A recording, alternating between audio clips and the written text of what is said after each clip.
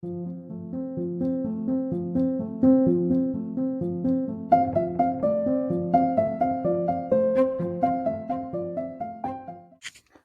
to Unraveling with Jamie and July, where we guide women on their journey of self-reclamation through radical self-love. We explore the many layers of healing and dive deep into the difficult, often avoided conversations.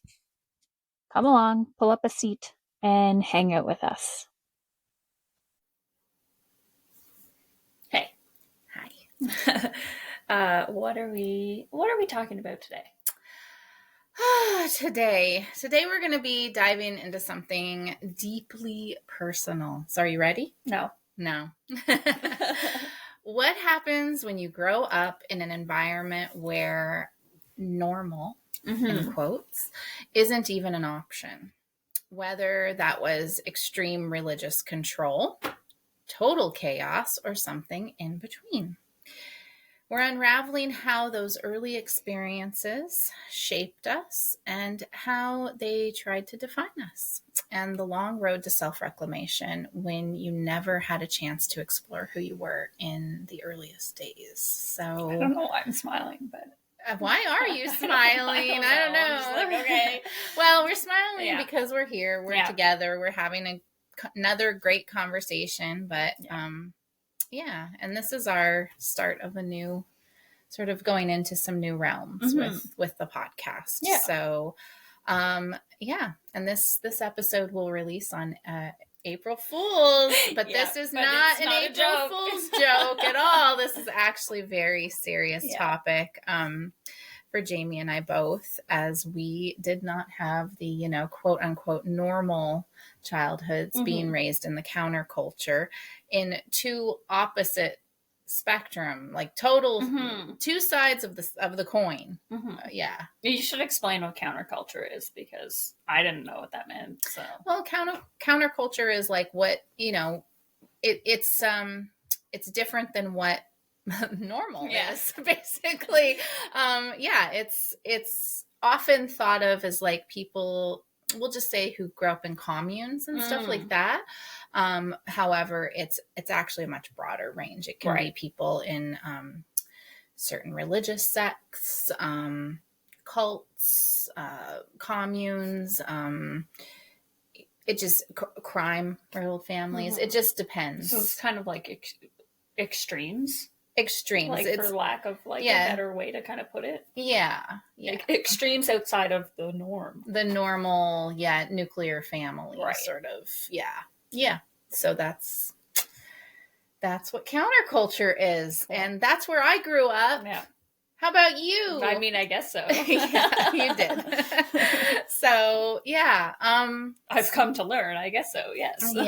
Yeah. So we're gonna just dive in and talk about this, because we know that a lot of people out there have grown up in these types of situations. And, everybody's is unique for sure. And everybody's own individual experience, even amongst their siblings, is very unique, because we're human beings, and that's how it goes. So so we really want to be able to speak to people who have been through that, less than normal situation, because it affects us deeply. And it's also really hard to find. It's hard to find your story out there. And I mean, you're not going to find your story, but it is like, I think we've both struggled with finding it. Yes. And hearing like other people sharing similar experiences. And I think we both know how powerful that is in like healing and feeling like validated and like, oh my God, I wasn't alone. This wasn't just me, because it can feel very isolating. It truly can. And for me, I felt very alone for a very, very long time. I'm sure you did too, huh? And it was actually finding a book and that changed everything for me. And it's so interesting with the book, because I remember my husband coming home with it and him being like, I picked this up for you. I read the back, and it just sounded like there were so many similarities to your upbringing. And I was like, why would I want to read about that? Yeah. And it took me a while. It literally sat Yeah. there, and I looked, had to see it every single day. And then when I finally picked it up and read it, I couldn't put it down. And it truly changed my life. Mm-hmm. It sent me into a tailspin of, wow, okay, so there's, of course, there's other people out there, but it's hearing other people's stories and being able to identify, like, okay, I'm not alone in this. Such huge healing comes with that. Yeah. So anyhow, we'll get into this topic and see where it goes. And so let's see. The first thing I'm going to say is often when you grow up in extreme circumstances, you don't even realize just how different it is until later in life. That's, not uncommon. I knew how different my upbringing was as a child, all through childhood. I don't remember a time not realizing that it was different than other people, but a lot of people don't. So how about you? Did you always know? No. And even when I got a little bit older, like in my teenage years, and started kind of like getting out a little bit more and getting like a job and being around other people, I still didn't really realize how not normal it was. Like, it was more so just like I felt like I was weird. Like, I was just like, oh, I'm weird. Yeah. So, and it doesn't matter whether it's rigid control or instability. Childhood, shapes how we see the world, and oftentimes how we see ourselves. So, like, these experiences, they impact us in a big way. Yeah.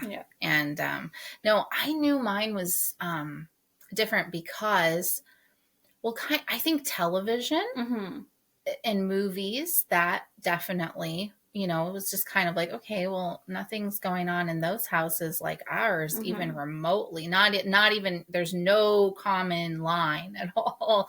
And then once I was in school, especially noticing, other kids and how their parents were, and just, I knew very quickly that, nope, this is not normal. This is not the way people are meant to live. Yeah.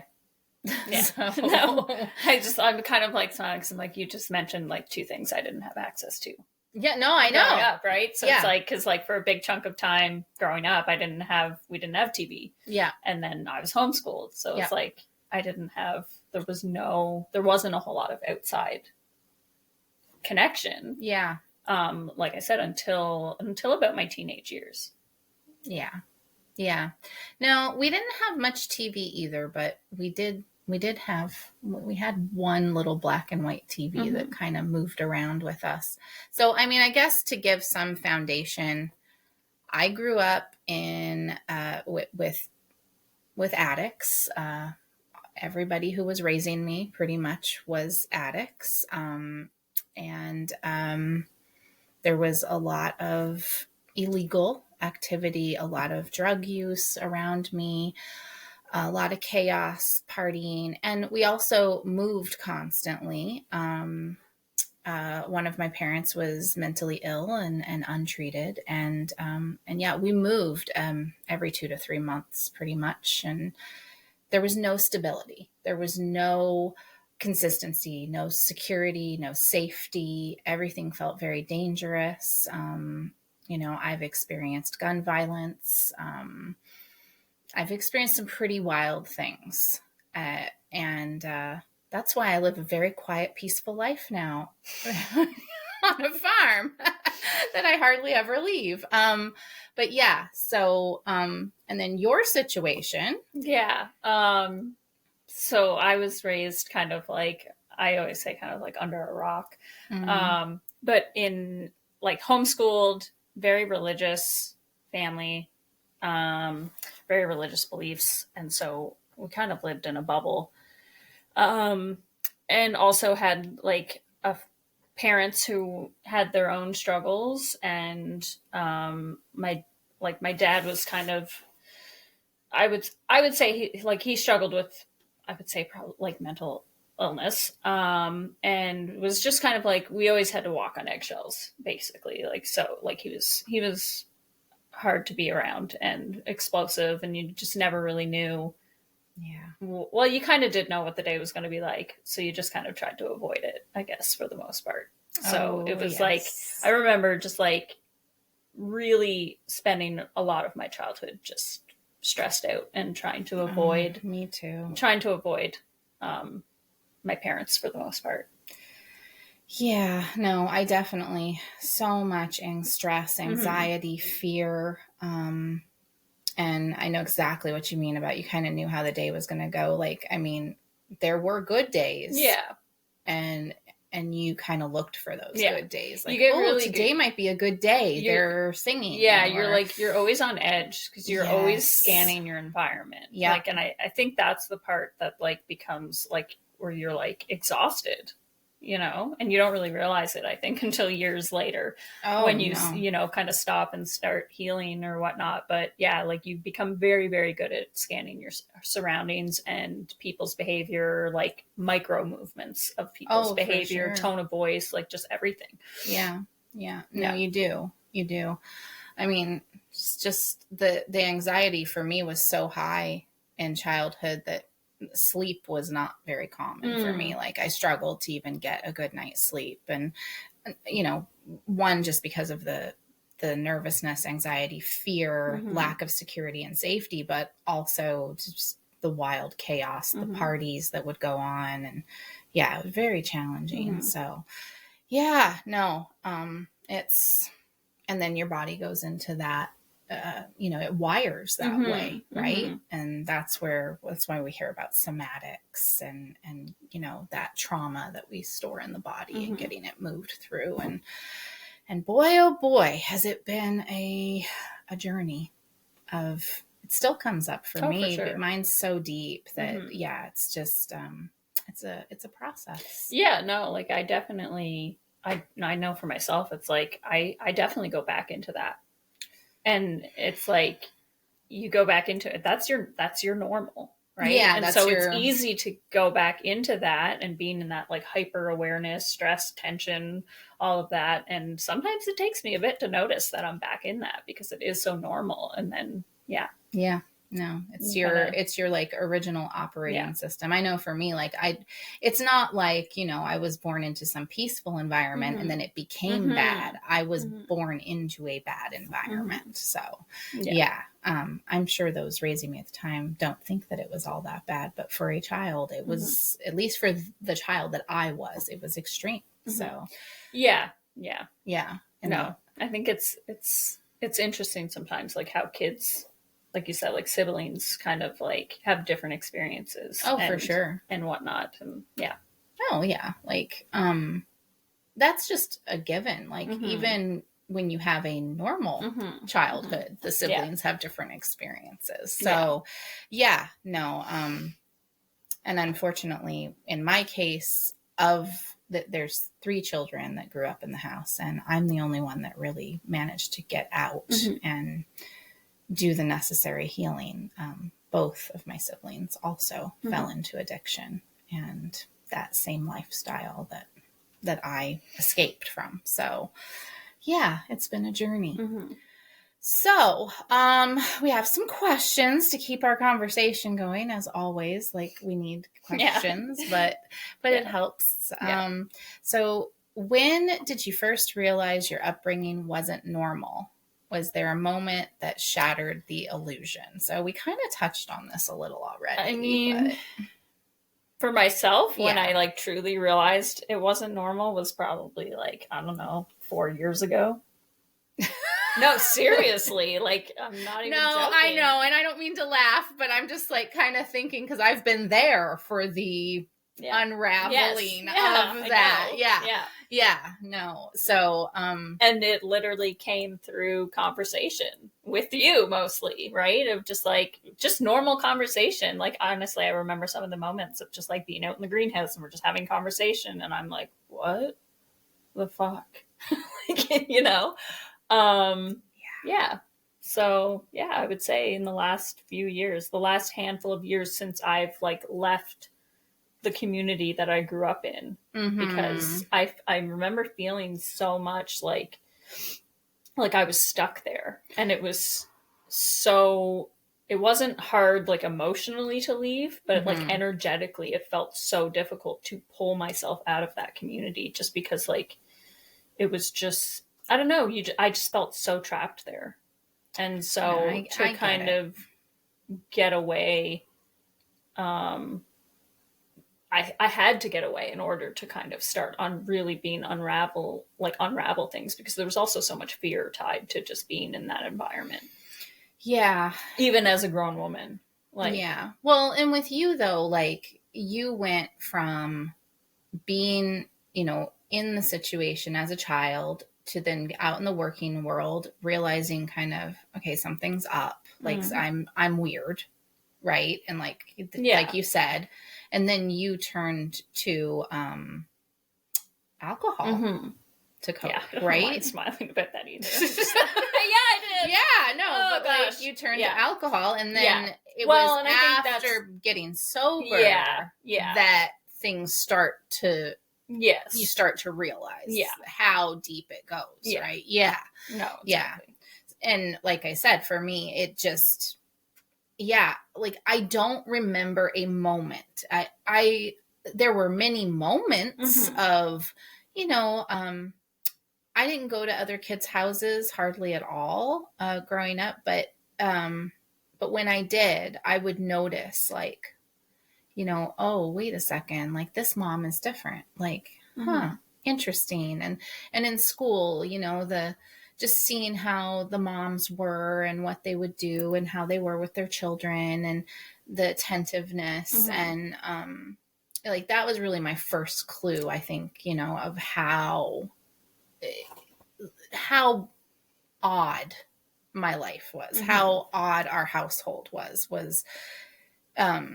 school. And then, television and movies and books and once I started reading and then, I did have like a couple of family members I would go to that their household was different and a little bit calmer.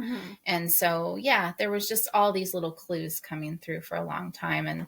And then, one of my, so ridiculous that I was just going to say one of my favorite moments.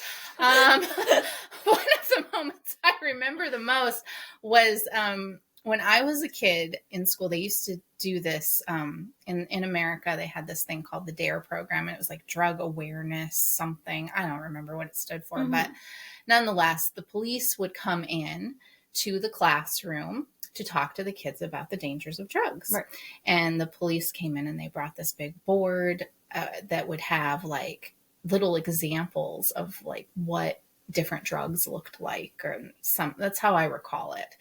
And I remember sitting there in class and just being like, a lot of kids were like, gasping or whatever. And like, they're registering this in a completely different way. And I'm just like, yeah, I know what a lot of that is. I see it constantly. I see it used in front of me.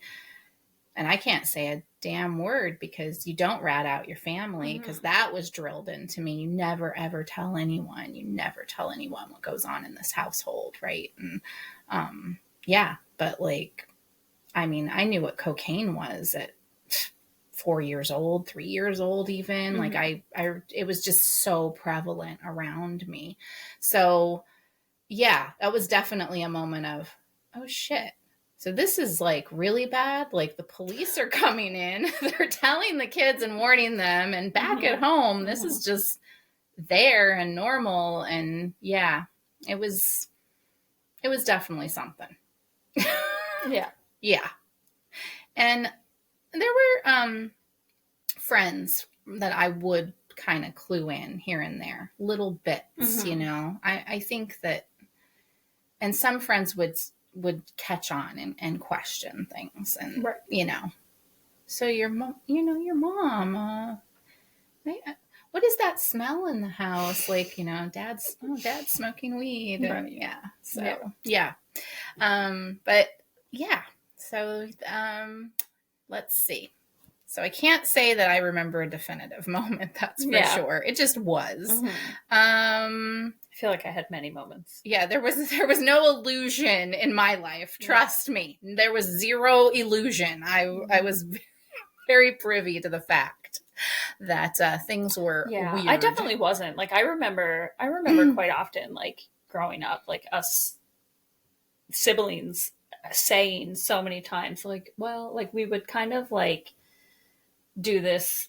I think we all kind of knew that there was something not right, but we would kind of do this thing of like, well, at least our parents aren't divorced.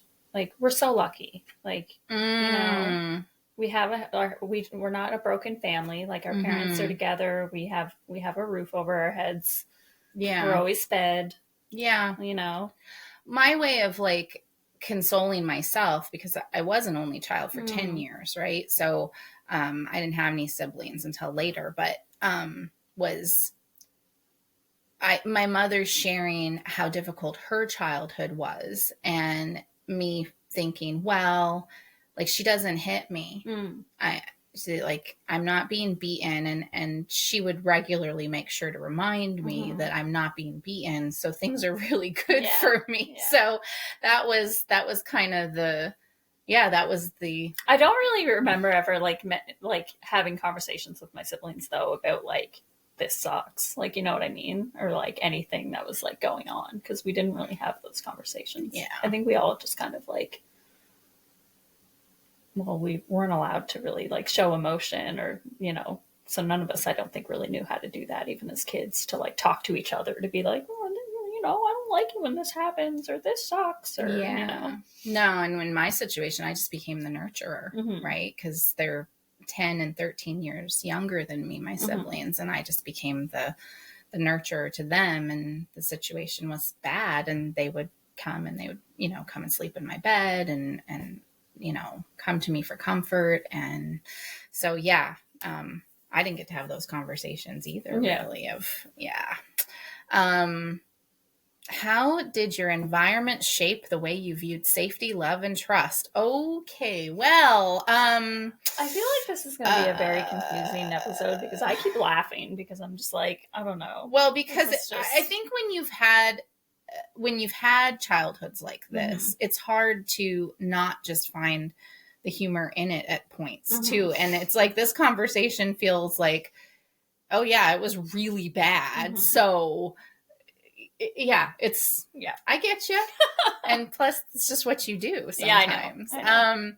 But no, okay, well, we'll just break them down one at a time here. How the way that I viewed safety, there was none. That, like, I had safe people. My great grandma was safe. And for whatever reasons, my grandmother was safe, even though my grandmother was also an addict. I just felt safe with her. She was stable to me. She wasn't going to fly off the handle. She didn't have the drastic mood swings. I always knew what I was going to get with her, and she was always happy to have me there. Right. But other than that, no, there was no sense of safety, really. Later on with my stepdad, like I felt safe with him a lot of the time. Like, I would say all the time I felt safe with him. That was later. So how about you with the safety? I mean, I'm like thinking about it, and I'm like, gosh, like I try to rack my brain quite often for like connections I had in childhood that felt safe, and I don't really have any. But not any like strong ones where I was like, where like I felt like I had an adult that I could go to. Yeah. But I think my only sense of safety that I like grasped onto as a child was the kind of like knowing what was going to happen each week. Like routine, I guess, was like the only thing where it's like I knew, we were going to go to church on these days. You know what I mean? Like, I think that was really the only kind of, like, I knew what was expected of me, I guess. I knew how to survive my surroundings. And I think that was like, I know that might sound like really pathetic, but No, it's like, no, but it's like, I get that's it. kind of like, I think I found my own sense of safety in knowing what to expect and knowing what was gonna, like, knowing my routine, basically. No, I get it, because I didn't have that. Yeah. So I do understand that very much so. And I think that's part of why I did like school, because there was a routine to it and something I could count on, because there was just no stability whatsoever. I never knew, to the point where I never knew if I was going to come home from school and just suddenly find out that we were moving. Yeah. Like I had like no I clue. feel like I definitely had like a like physical stability, as in like I had a home. I knew we weren't leaving. Like that was never kind of like anything that was like in danger, or that I felt was like in danger, but it was like there was no emotional stability. Yeah. No. Let's see. So safety, trust. I'm gonna jump to trust and then go back to love. Okay. So trust. No, I didn't trust anyone. Nobody at all. So the environment really impacted trust. I still struggle with trust. Trust has cost, my lack of trust has cost me a lot in my life too. So it's been really challenging because, when to have good relationships, you do need trust. And I really, there was just nothing that I could count on as a kid. So yeah, I had no trust in anything, and including myself in a lot of ways. Like, even though I was the only thing that I felt I could trust, my actions, my behavior. Right. So, and how about you? Trust. No, there was no trust. I mean, we were like, trust was something I feel like we were taught not to have. Like there was, down to even like not trusting our family. Like outside of anything in our home, we were not to trust because, we had that religious aspect playing in there too, where it was kind of like the views on the world that I remember being taught was kind of like, basically anyone who doesn't believe like us is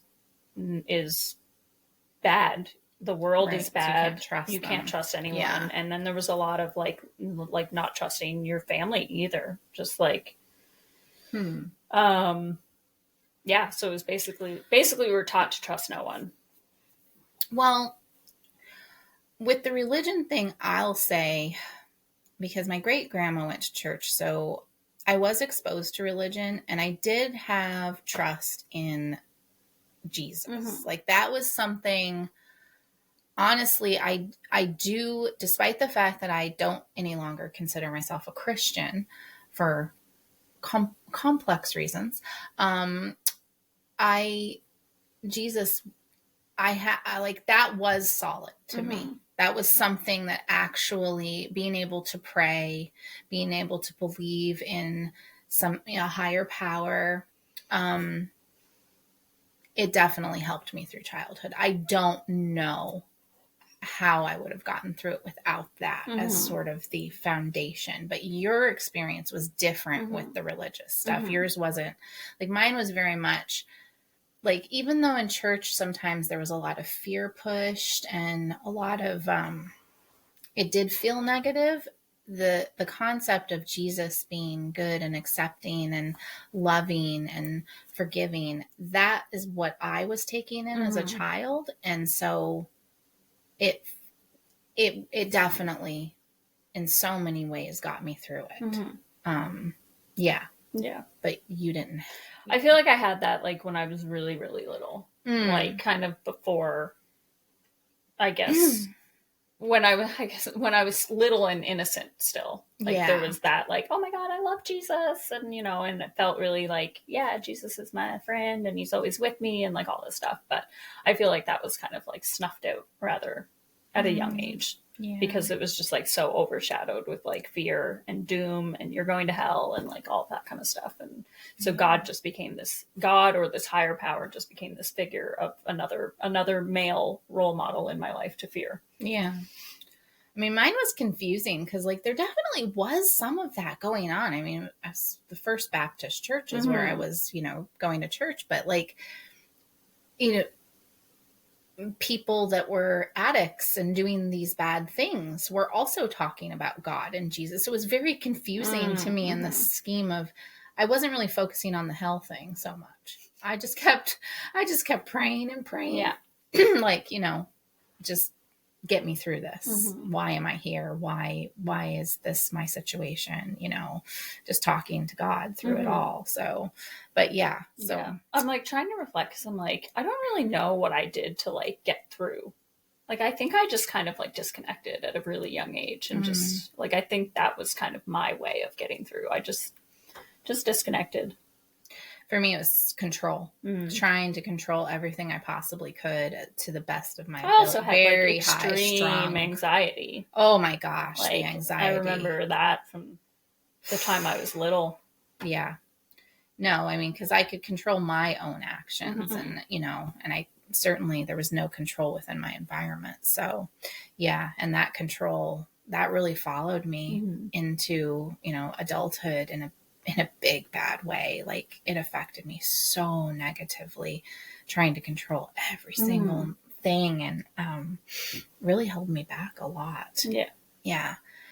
And as far as love, I was confused about love. Like, I definitely didn't understand love well at all. Because there was no safety or security. It's not that I didn't love my parents. It was so not safe. And so it really definitely impacted how I could love myself, because I felt very worthless and confused too, especially with the stuff with religion and God. Like, why would God put children in these situations? That's where I was at. Like, why? Yeah. It doesn't make sense to me. Yeah. If God's so great and wonderful. Oh my God. I remember having so many of those conversations with my mom, like just being like, well, if God was this, why would this happen? And why? And like, I remember like all of those conversations kind of went to a place of me being like, God is really sick. Like, that's kind of like how, like, I was like, that's fucked up. Yeah. Yeah. No, I mean, I don't think I definitely had moments of that, but I did just kind of focus on this forgiving God more so.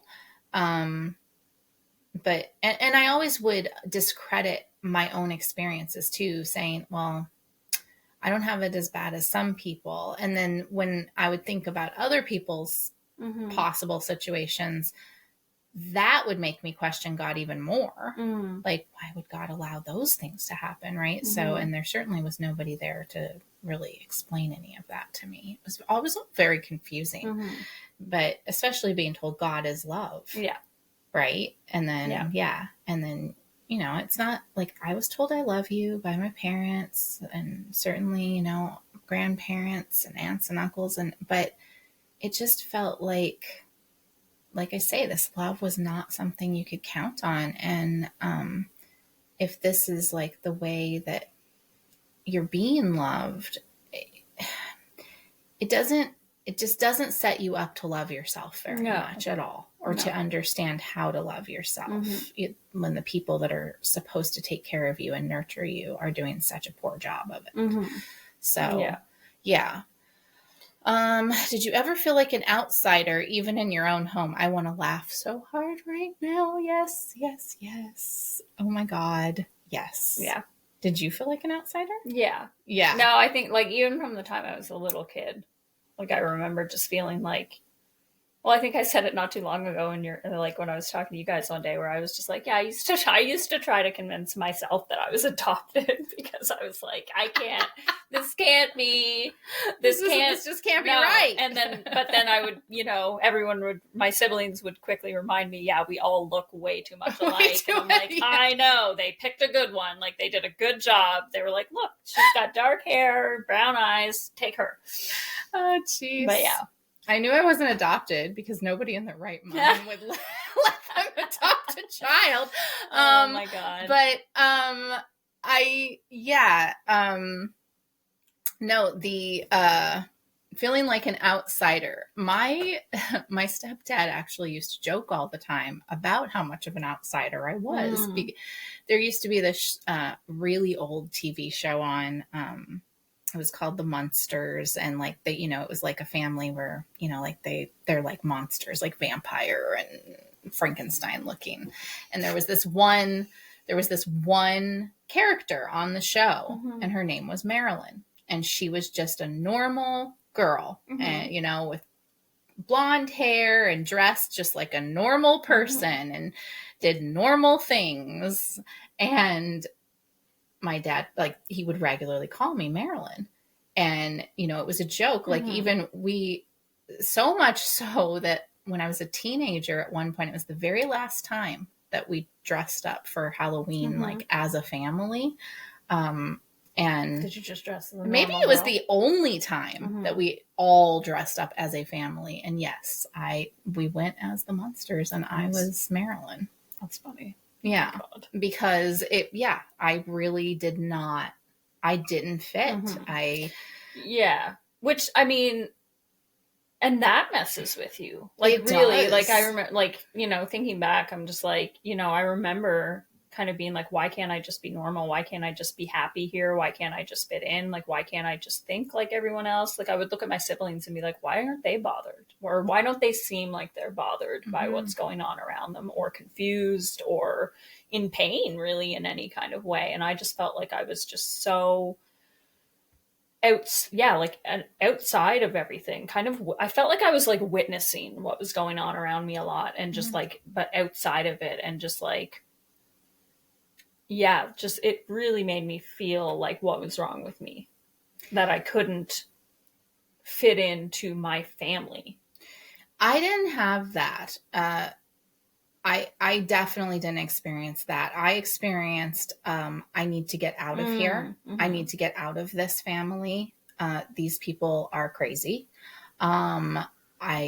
I do not want to live like this. I will not be like this. Yeah. I will not be like her. A lot of that, there was a lot of internalized stuff going on with my mother. Yeah. I will not be like her. I will not grow up to be like her. I will never do drugs. I will never, ever get involved in this type of a life. My children will have a normal life. Like, and I guess it makes sense though, like when you think about it, like, how our stories are kind of like two sides of the coin, where it's like you very much knew that what you were living wasn't normal and wasn't okay, whereas I had been convinced that was normal and that was the way, right? So I was just like, oh God, like, why can't I fit into what is supposed to be normal and the way I'm supposed to live, like, kind of thing. Yeah.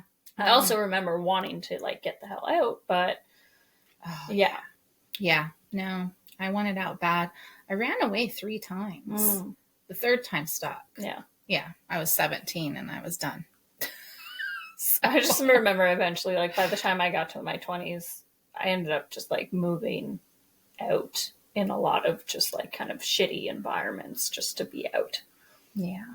No, I got really lucky with the moving out. So okay.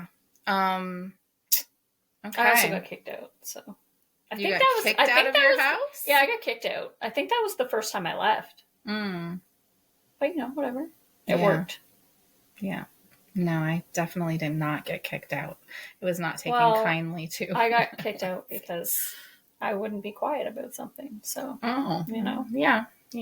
That doesn't set well with people who are, and it doesn't matter whether they're determined in sort of a religious mindset or the lifestyle that my family was living. If you go against the grain of the way they're living, or if you call them out on it, it is not well received at all. No. For sure. So we're going to get into the long-term impacts, like we haven't already, of the childhood, of these types of childhoods. We're going to talk about the aftershocks, and how that kind of upbringing doesn't just stay in childhood. So we're going to go a little deeper here, clearly. And how did these childhood experiences show up in adulthood?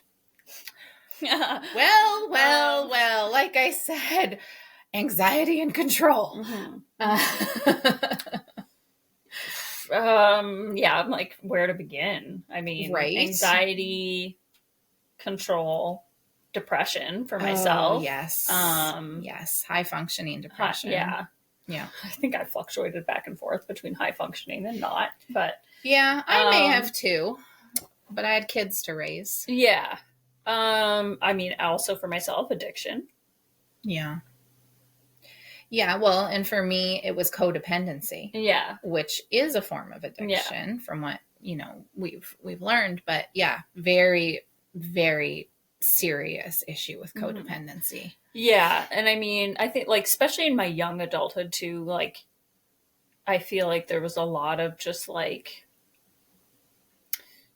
really not knowing how to trust myself and like put myself in any kind of environment that actually was an improvement, like that was good for me in any kind of way, because that's what I felt like was normal and what I was worthy of was, shitty people in shitty situations. And also it was that like desperation to not be at home. Yeah. Right. So it was just like, well, this is good enough. At least I'm not there. Yeah. But yeah, no, I mean, I think it also showed up and shows up in like just being able to like, I think it showed up in being able to trust myself, connecting with other people, like really knowing how to have good, I'll say normal, healthy, I should say, other than not normal, but healthy relationships with people. Yeah. And with yourself. Oh, for sure. Yeah, for sure.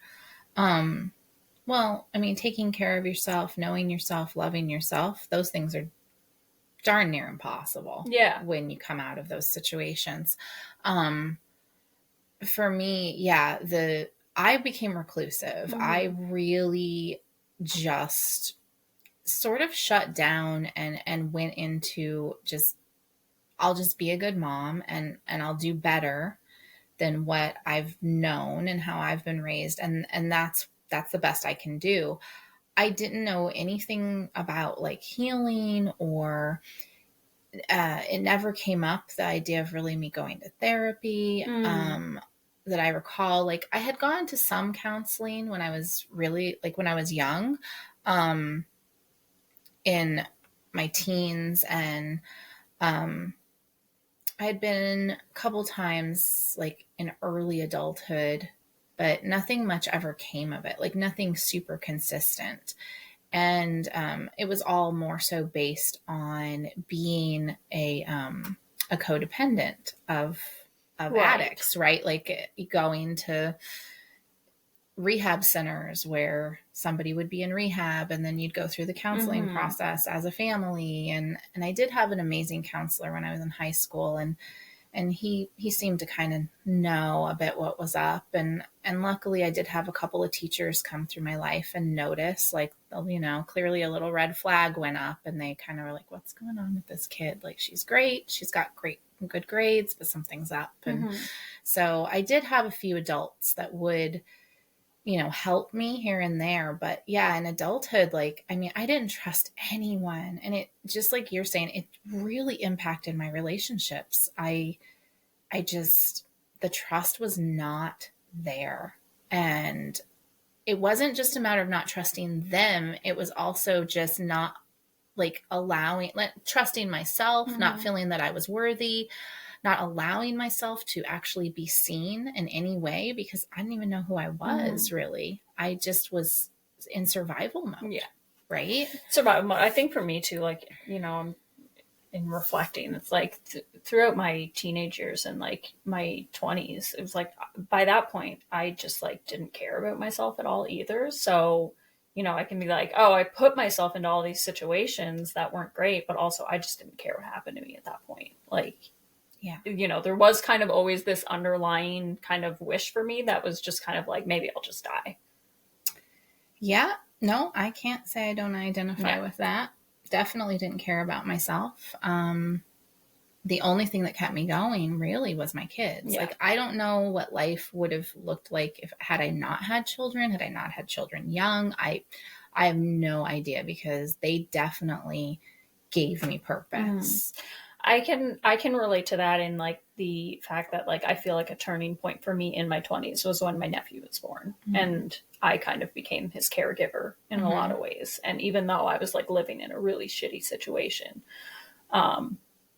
in all of that, it was like he became this little beacon of like light that it got me. I cut back on my drinking at that point, but I was also getting into other stuff before he was born. And so once he was born, it was kind of like, yeah, he became my focus really in a lot of ways. And I wasn't doing good or anything, but I was doing better, and it kind of pumped the brakes on like this really destructive path that I was going down. Yeah. And so I feel like in a lot of ways that kind of saved me. It kind of veered me off into a different path. Yeah. For sure. Yeah. I mean, like I said, for me, lots of control issues, lots of anxiety. I was compelled, once I had my last child, actually, I was compelled to go back to church. And it was interesting because there was a woman at church who had been one of my teachers in the second grade. And she really impacted me greatly during this time of just kind of like starting to actually realize that I was worthy of love outside of, like, I mean, I had a loving marriage, but this, it's different when it's outside of that. And it really hit me hard. Like, I think that's when healing really started to actually be more relevant in my life, because I was starting to wake up and realize like, okay, well, now wait a second. I'm worthy of people caring, and I can be out there. It's okay. There is safety in the world. And I had a couple of female mentors, and that were really amazing in my life. So yay for female mentors. I had, now that you mentioned that, I'm sitting here thinking, I'm like, it's actually kind of sad, because at the time in my life when I actually had some people finally kind of like come up and express concern about the way I was living, was when I was living, off in this situation with a friend and my nephew, and I was working bartending jobs, and I'm going to say like 98% of the people who came in, they were not great people. Like, those jobs were terrible. And I was basically just like verbally abused every day, but I was used to it. So whatever. But within those jobs, there was two that I had kind of worked in the span of a few years. And those stuff was so bad that I had people like regulars. There was one at each place that they were like, you need to get out of the situation you're in. Like, it's not good. And I was like, I think those were kind of some beginning moments for me where I was like, what are people saying? Yeah. And I think at that point it was just like getting so bad that it was just starting to spill over. It is. I couldn't hide it anymore, I guess, in a lot of ways. Yeah. Yeah. It's very impactful when you start to realize that people are seeing things. Yeah. It's pretty huge. It's actually, oh, sorry, go ahead. No. And then for me, encountering women and like actually tapping into that, like a mothering vibe, that was a big thing for me. What were you going to say? I was just going to say, like, I've had the experience, because I didn't have a whole lot of that growing up, and how could I, because we weren't connected to anyone, of like anyone kind of being like, your life isn't normal, are you okay? Or like, yeah, because like any you weren't really connected to like aunts and uncles. No, not really. Not too. No. That's okay. Yeah. Yeah. But it's been nice actually in the last few years. I've had a few people from kind of when I was like an early teen, some other kids' parents and stuff. I've had a few of them kind of just like message me or connect and just be like, it's so great to see you doing so good.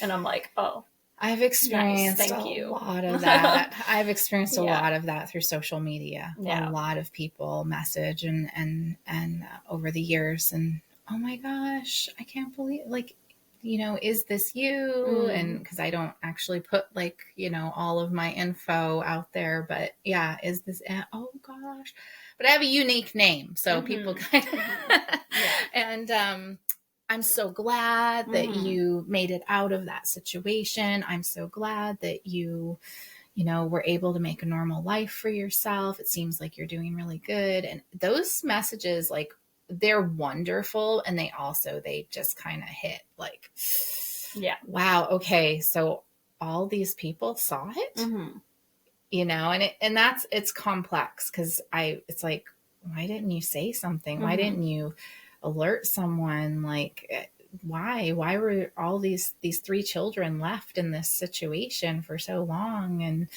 it's, so you get the, like, the happiness, the anger, it's a mix of emotions of, wow, you knew it was that bad.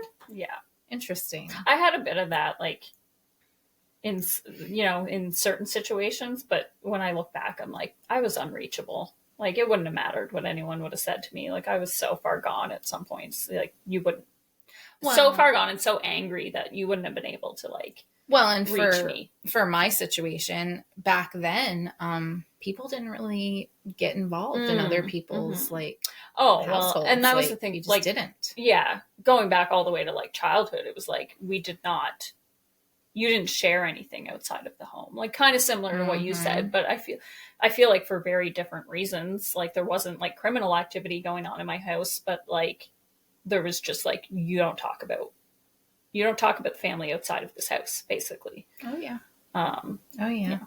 And on the surface, my goodness, like, we were clean, we were well dressed, and we were well fed, and our house was clean. And so, like, you would have to get on that inner circle with the family to see what was really going on and really get a full look at it. I remember loving when, like, company would come over, because I knew that, like, everybody was going to be on their best behavior. There wasn't going to be any yelling. There wasn't, like, I wasn't going to get yelled at or, like, any of that. So it was like, oh, good, company's coming over. Everything's going to be kind of pleasant this evening. I can just go and hide, and things will be quiet. Or if I go out into the kitchen among the adults, they're going to talk to me nicely. And no, I do totally understand that. I remember being okay with, coming in and my mother being, like, drinking with her friends, because then I knew that I was going to be left alone. She wasn't going to likely be screaming. She wasn't going to be having any irrational behavior. And it was going to be a pretty just chill night, especially if it was just a few people, like, not the parties though. So, let's see. So the childhood experiences show up in adulthood big time in layers and layers when you come from these situations, no question.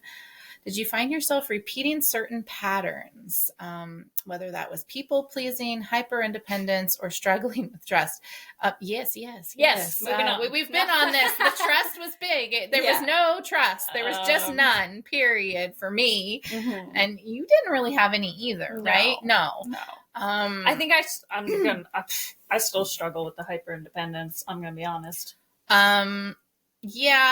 Definitely hyper independence is an issue, and has been, like, which comes up in the control too, right? And the lack of asking for help, the inability to delegate any tasks when there are people willing to help. It's just, it's like I freeze up. I think for me too, it's like, I know for myself, I do struggle with the hyper independence, because it's like, I feel like I'll, like, dip my toes in the water of, like, asking someone for something. And then, even though in my mind I can, like, rationalize where, like, they might be busy, like, whatever, it's like, if I feel like I'm not being helped or it's not well received, it's kind of, it's like a defense thing where I'm like, oh, okay, you're going to disappoint me. So I'll just do it myself. I'll just do it myself, because why? I can do it myself. So, well, and then it creates a block now within that relationship, all because they weren't able to help. I mean, obviously the rational mind comes in now, especially as I'm getting older, and I can see, like, okay, well, they just can't help, and that's okay. But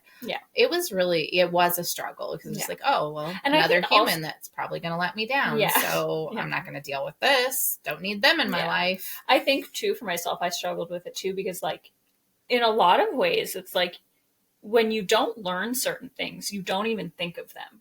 No. Like, I think that's been a big thing for me too with the hyper independence. It's like, I don't even think of like, oh yeah, I could ask for help for that. Like that's not my go-to thought of like, oh, I could ask for help for that. It's just like, oh, I'll figure it out. I'll do it. Yeah. Yep. A lot of I'll that's the figure norm, it out. right? I can do it. Yeah. I can take care of it. Yeah. I got this. Yeah. You know, yeah, there's a lot of that. And people pleasing, oh good Lord. No, like I can't even. It's so severe. It's been so severe. It's just finally I'm getting a hold on it. Stay tuned for episode 2 on people pleasing. Oh my gosh. Like it's frustrating because like I'll even people please with somebody that has done nothing to earn that at all. And it's because, you know, as a child, I was constantly trying to just keep the peace. Keep the peace. Yeah. If I could just I very much was conditioned in, not by a person, but by the circumstances of the situation.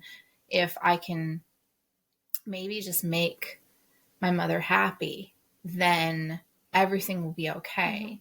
Or today will be a good day. And so the people pleasing it was constant. And I loved the approval, the praise that came with it. And then once I'm in school, it's really great because, you know, if I can just get the good grades and all that, well, this is great. I'm going to get attention. That's going to be love.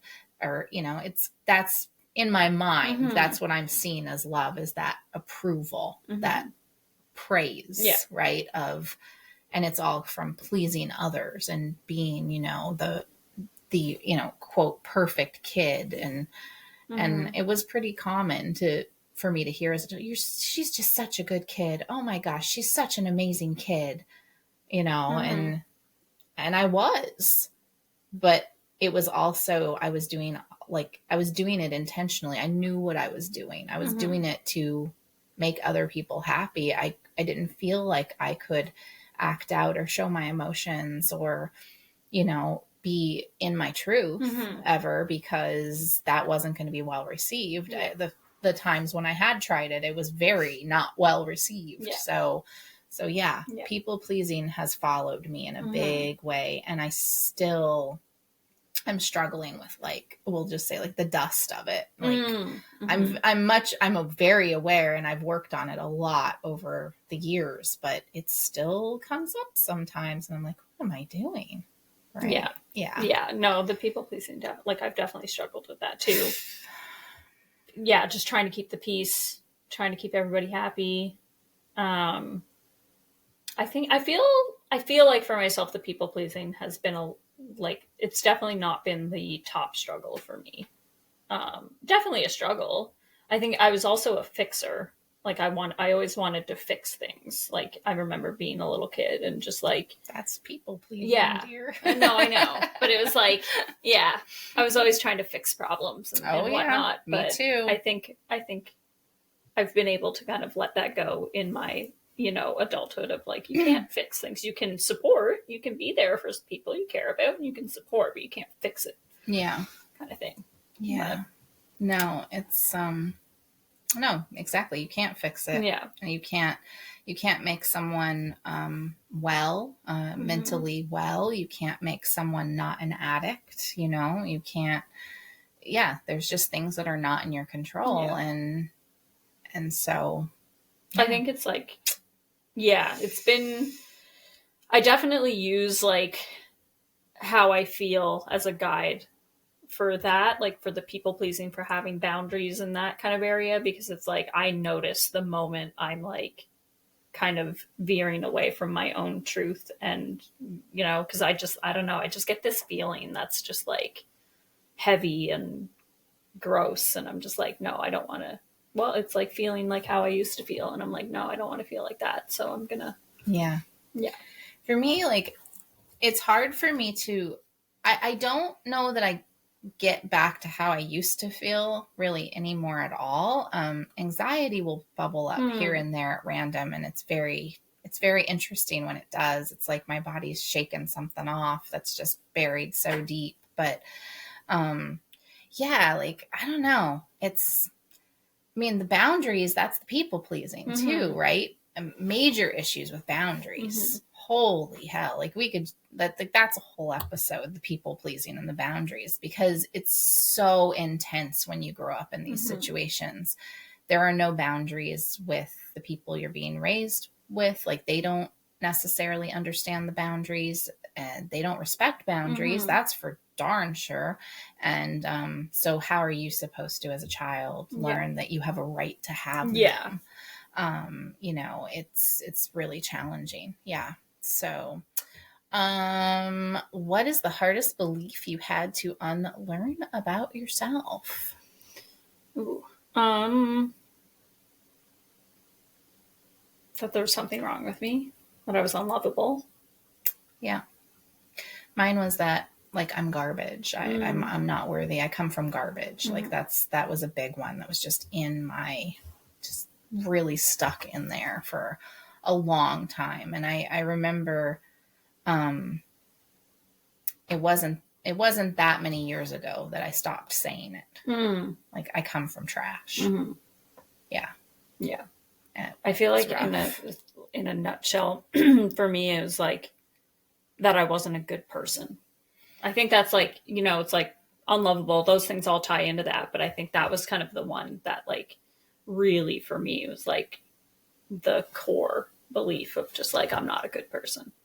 Well, I know with my own church experience, that's kind of pushed, that, you're a sinner. So how are you supposed to feel like you're a good person when you're constantly being told that you're a sinner, right? And I didn't really embody that as much, but I wasn't also being indoctrinated as much as you were, that's for sure. So, okay. So,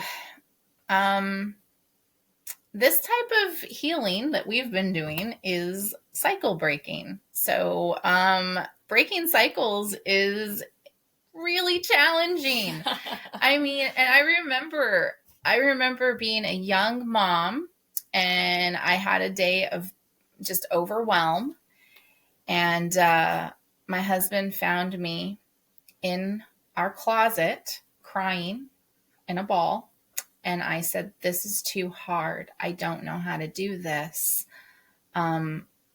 If I was going to be a fuck up, an addict, not take proper care of my children, that would be easier, because I don't know how to do this. I never saw this. And yeah, that was a real, it's hard. It's really challenging when you have absolutely no idea. Nobody has really shown you any version of normal in any way, and how to navigate the world, like the real world, the not counter culture, right? And yeah, it can be really challenging. And it's also challenging to break the cycles, just because of the way your mindset is. It's like you don't even understand the other people out there in the world, and they sure as heck don't understand you. So breaking that just adds another layer to, like, making it complicated. You're not being well received. Yeah. So it's very, like, it says here, we've got it written, it's uncharted territory, and it can be a very lonely process. I know for me, I had years of extreme loneliness, decades.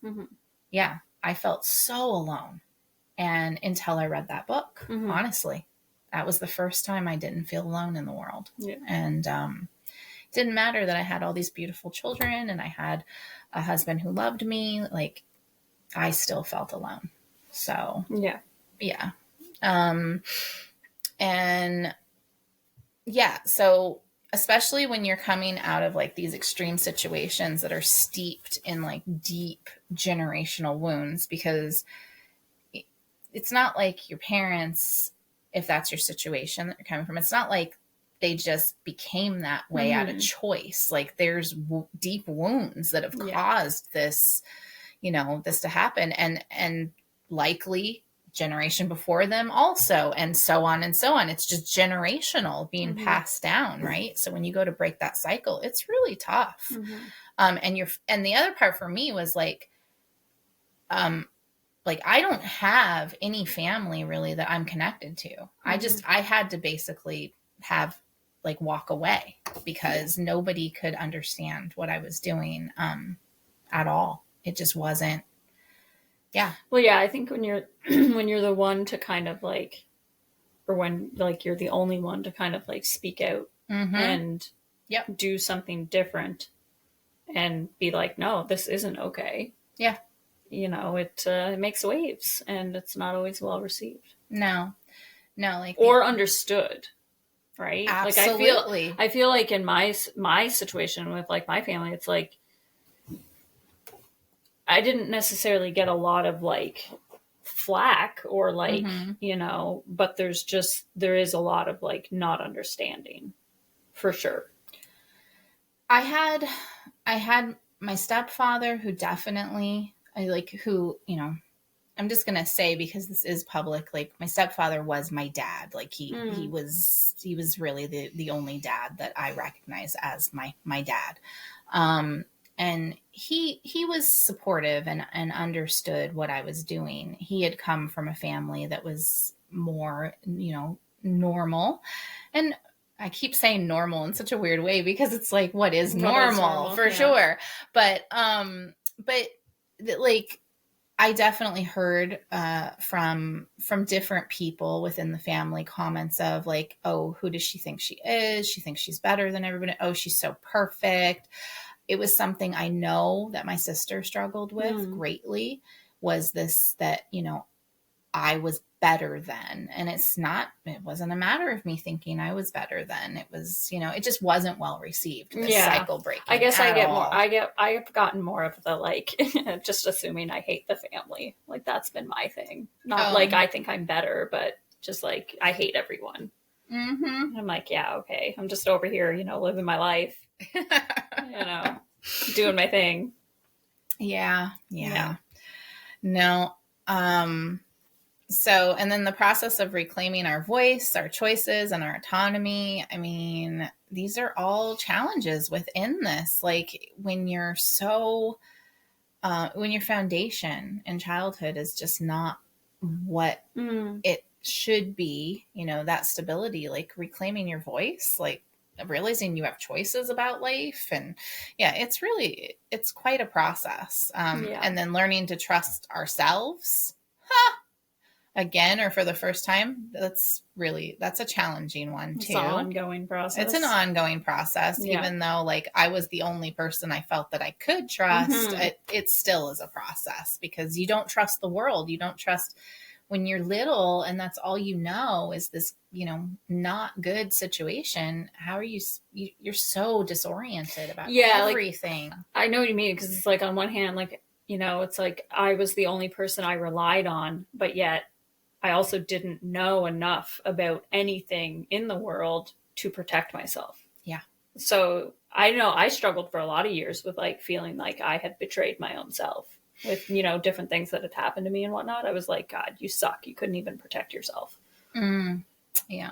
I struggled with feeling like I had betrayed my mother because I loved her very much.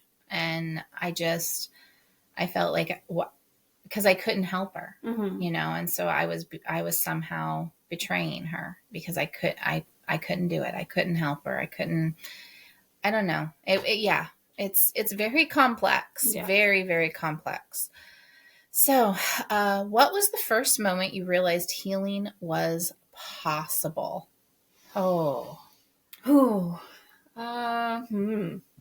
Gosh, I was stuck in just survival, just get it done, get out of there for so long. And then after I was out of there, it was just survival, going through the motions. I'm trying to think like, what would have been the moment? I feel like there was several for me. And I always get a kick out of it because I feel like sometimes I'm like, oh my God, this feels like it's been a really long story. But then, and when I reflect on a lot of these things, I'm like, oh, these things really just happened recently for me, like in the last few years. So I feel like I mean, I feel like one of the first moments where I knew something different was possible was when I had my first energy healing with you. Really, like that was the first moment where I felt something was possible, because I had been kind of searching, and I had been going to counseling and different things over the few years before I saw you for the first time. And and so I had learned a lot, but I was still stuck in a lot of my patterns. I was still drinking, and or still kind of like repeating that pattern where I would stop drinking and then keep falling back into that. And I feel like that was kind of like my biggest anchor was drinking. That you can only go so far when you're stuck in those patterns. And so yeah, I feel like for me it was like I stopped drinking, and then I think within weeks had my first energy healing with you. And I think it was a combo of the two things, because that was the first, like, that was the moment I quit drinking was like this moment where I decided that things were going to change. And then it just started to kind of happen. So I think that was the first moment where I was like, something is possible. I didn't know it was healing, but I was like, change is possible. Yeah. I guess. And I think the real kind of bigger moment of like healing is possible, really changing your life is possible, is when I left home. Like when I left my husband and I left home and showed up here.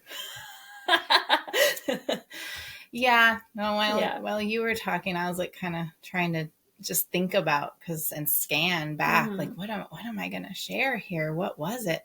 I think for me, there was one of these female mentors. She was an absolutely amazing woman.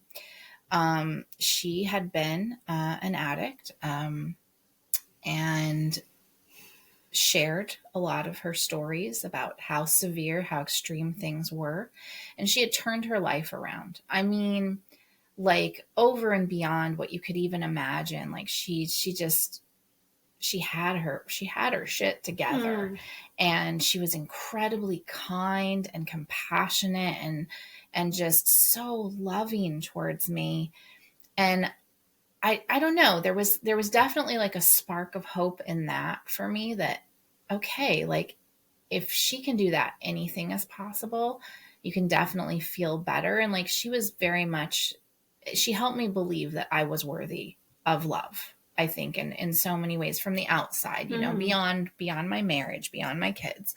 Yeah, she was really incredible. And then we were getting ready to move here, to start a new life here, and get away from all that, because there still was chaos in my life. My siblings had now become addicts.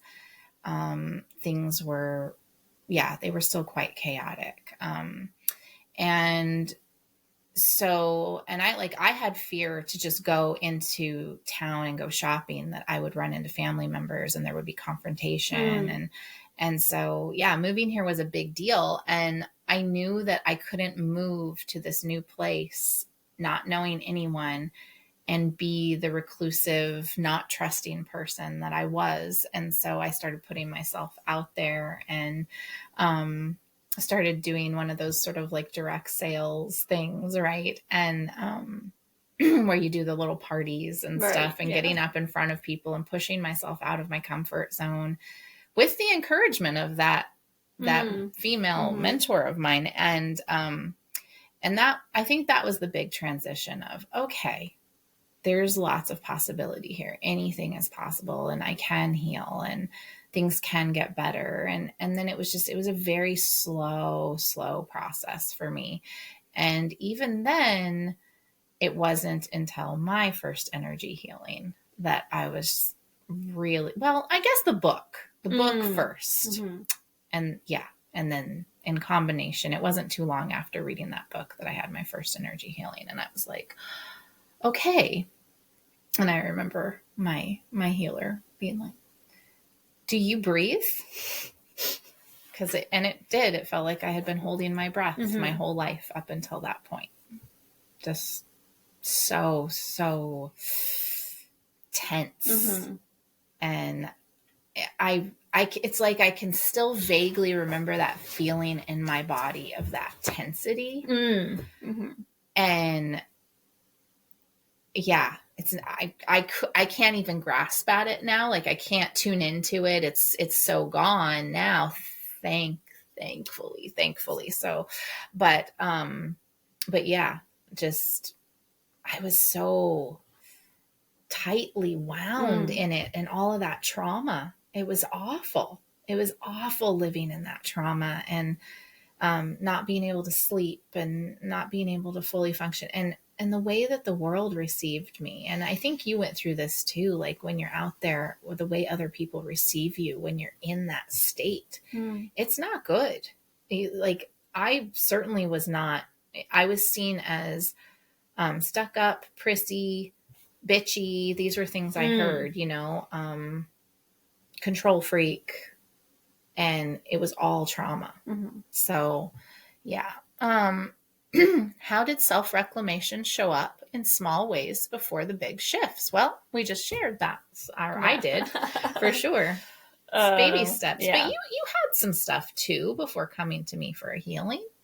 You were doing like little groups. Yeah. And you were out there kind of dabbling in little things. I was like I did a few different mental health groups and stuff like that. And I feel like I was trying to find my own way through helping others. Yeah. Because I always wanted to help others. I remember even like from the time I was a kid, it was like, it's all I wanted to do. I just wanted to make the world a better place for people. And I think that came from my childhood, like in how I was raised. But, I think that was kind of my mentality of like, I don't want to repeat this. I don't want to live like this. So it was like, I want to make the world a better place. I want to make sure nobody feels like I did, or do my part to like, help other people not feel the way I did. And I think that's one of the things you and I share very strongly is that we both had that as children, is what do you want to do if you're in the world? I want to help people. Like that was always my response. I want to help people. Yeah. And I went through a lot of different phases of figuring out how I could help people. So, yeah. Oh gosh. Yeah, me too. Yeah. I feel like I've been searching for a while. And even certain things I would do, I remember I would like constantly be checking myself. Is this helping people in some way? Yeah. How is this helping people? So yeah. What advice would you give to someone still stuck in the mindset they were given as a child? Ooh. Well, there is hope. You do not have to live like you are. You can make a choice for a better life. I know for myself, I would constantly pray, I just want to let go. Please just let me let go, because of that feeling of intensity and tightness within me. And you can let go. Like you can. It is possible. I would say you have to step out of your comfort zone. You have to see that your comfort zone is not comfortable and step out of it. That's a big one, is that all of that discomfort you feel and you don't like your life. Like when you're, when I know for myself, that's what I experienced. Like I there were elements of my life I loved, but there was this other stuff, this core stuff, and I didn't like it. I didn't like how I felt inside, and I didn't like what my thoughts and how my mind just constantly went, and how I didn't trust people, and how I would sabotage relationships because out of fear of getting hurt. So I'd be the first one to hurt someone because just so I wouldn't get hurt. Having control over that, right? And that is your comfort zone. It's very uncomfortable, but it's still what your comfort zone is, and you have to step out of it. And you have to, by making small changes. It's just so wild how one choice to make to do something different can literally change your life. And that's what I've experienced time and time again, is it's just a matter of making one choice that you wouldn't normally make. Yeah. and it changes the course of everything. Yeah. No, for sure. And you do that consistently over and over again. Yeah. Yeah. I mean, I think for me, I would say like, because I find this difficult sometimes because I'm like, man, when I was really in it, it would have been really hard to reach me with saying something, right? Or like with words, because I was just so guarded and so like, yeah, that might work for you. It's not going to fucking work for me. Like, you don't know my life, like kind of thing. I definitely had that one. Yeah. You don't know my life. Yeah.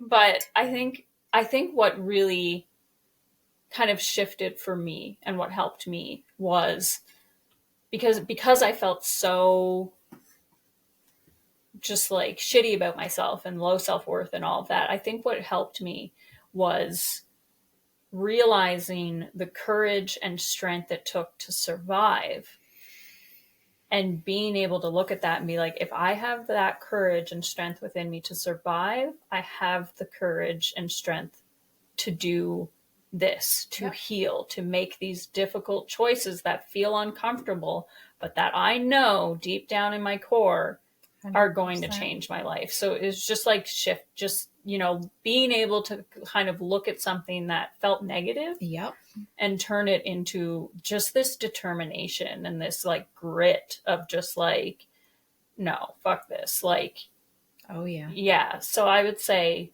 that's what I would say is like, no, I would say all the same things you said too, but I was like, I have to think of something because but you're right. That's exactly how you do it. Because how do you make that first shift? You have to get up the courage to be like, wait a second, and I did all that. I came especially when you're exhausted. Oh, like, yeah. I was doing some work yesterday, working on like some material and different things to kind of share within all of our work here. And and there was this one question that I was reflecting on that was just like, where do you, I don't remember the question, but it was basically like, where do you start when you are like, you're exhausted, like you are on the floor, you have nothing left to give. And I'm like, how many, like I've been there so many times. Oh my gosh. Yes. And it is, it's like just finding that grit, that courage within you to be like, no. Well, and I actually wrote this yesterday too, within the stuff I was working on. And it's something I've said numerous times. It's like, if you can survive the trauma, you can certainly survive the healing. If you can get through that. Yeah. And so, yeah, it really is this just like this determination that like you, like, if you can look at your situation and your life, no matter what you experienced, how shitty it was, how exhausted you are, and are able to look at that and be like, but I survived. Yep. And it took, like, I have balls, I have courage, I have strength to survive all of that. Even if you still feel like shit about yourself. Yep. You can see that. Like, you're able to see that if you really look at it and feel that within yourself. Like, no, I'm fucking strong. Like, and then you just shift it and you use that as like, no, I'm going to make a change. Yeah.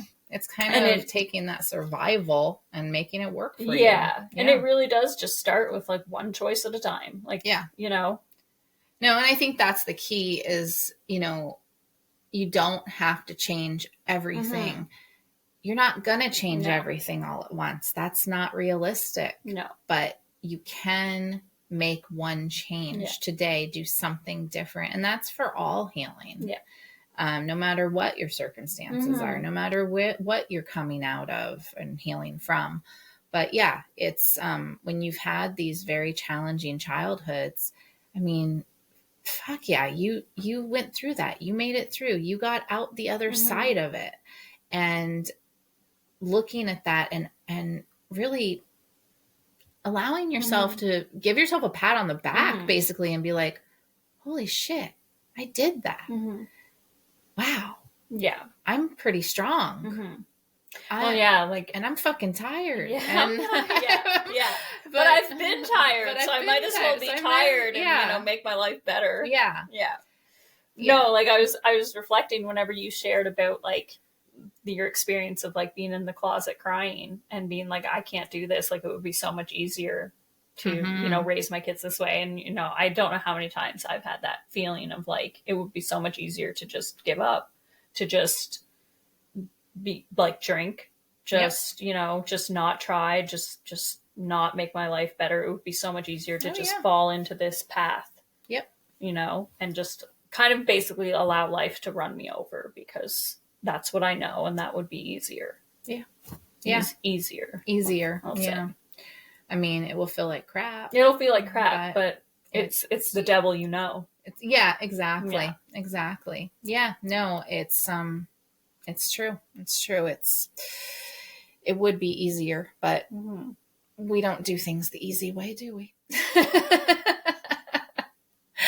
Well, we do now. Because once you start the healing, things get easier. Yeah. Over and beyond what you can even imagine. That's the beauty of moving into the conscious healing. I still like to learn things the hard way. You know, that's do. Just my thing. You do. Yeah. Yeah. I'm working on it. So it's also personality based too. Very much so. And but it also takes time. Like, I mean, I can't say that at your age, I wouldn't have been, the same, still learning things the hard way. I think I was, it's when you start to approach near the 50 mark that things start to really make sense. Yeah. You'll see if you're younger than me. Oh, goodness. Let's see. So what was the point of this big, long conversation? Well, nothing. Just kidding. The point was so that people who are going through, just the beginning of healing here, this type of work pattern, cycle breakers. That's what this was an episode for cycle breakers, and or for people that need to break the cycle and know it deep down and feel like they're ready, but they're scared, right? Yeah. Like anything is possible. Like I never would have imagined in my wildest dreams that I would go and have an energy healing. I didn't even know what that was. No, I never in my wildest dreams would have imagined that I would become an energy healer. And I had no idea what that was either. That was huge in my healing. Oof. Stepping into purpose, my individual purpose, and doing this work, like, having a podcast, doing an online, membership. And I just never would have guessed. You just don't know where it's going to take you when you start doing the healing work. And certainly as a little girl, I never would have thought that all of the things I have in my life are possible. Like I'm literally living my dream from childhood. I live in the place I wanted to live when I was a child. And I accomplished this through help from my husband and his mom. But I'm here and it happened. And it was through determination and never giving up and taking one step at a time. So,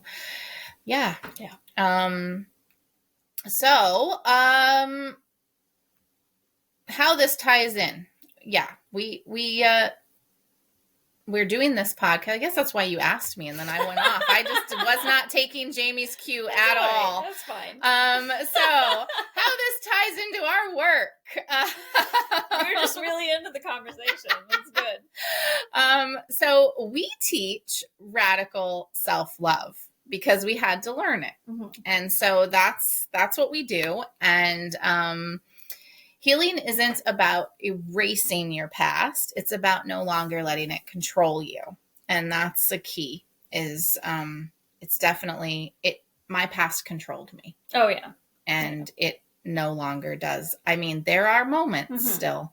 I'm not going to sit here and sugarcoat it and say it'll all just be gone like that. No. And it's magic. Healing is a journey. It won't end. I mean, I'd love to tell you there's a finish line, but the finish line is when you move on from this realm.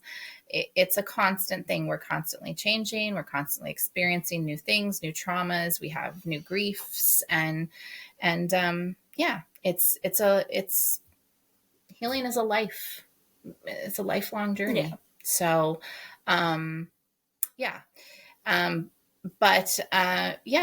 your past does not have to control you. And you get to say, I mean, it's one of the few things you have control over in this life. Is your past not controlling you? Yeah, well, is making those types of firm decisions, right? Of like, no more.